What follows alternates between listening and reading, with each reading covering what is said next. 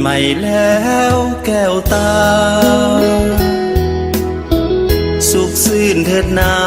อย่าโศกสันลืมความคุ้นของมองใจกันให้ปีเก่านั้นหอบพาไปปีใหม่แล้วคนดี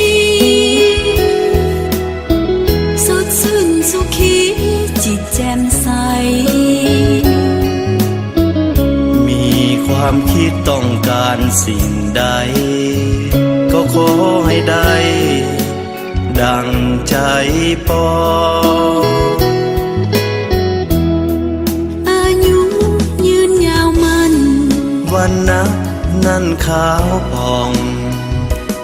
สุขค่ะสุขสมปอ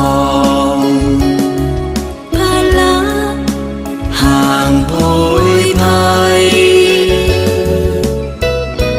ปีใหม่แล้วแก้วตาหากเขานั้นนะจงแจ่มใสเดือนปีผ่านคนหมุนเวียนไปหาเขาอย่าได้เปลี่ยนไปตาม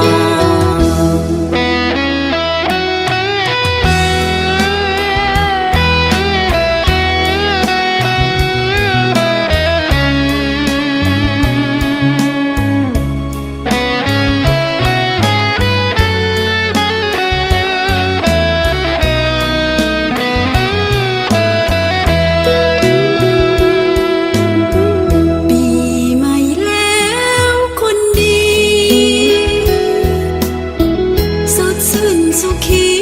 จิตแจ่มใสมีความคิดต้องการสิ่งใดก็ขอให้ได้ดังใจปองอายุยืนยาวมันวันนับ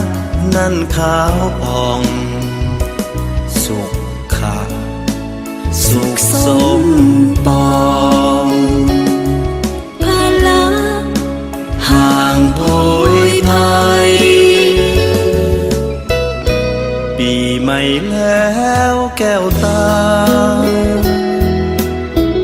หากเขานั้นนะจงแจ่มใสเดือนปีผ่านคนหมุนเวียนไปหาเขาอย่าได้เปลี่ยนไปตาม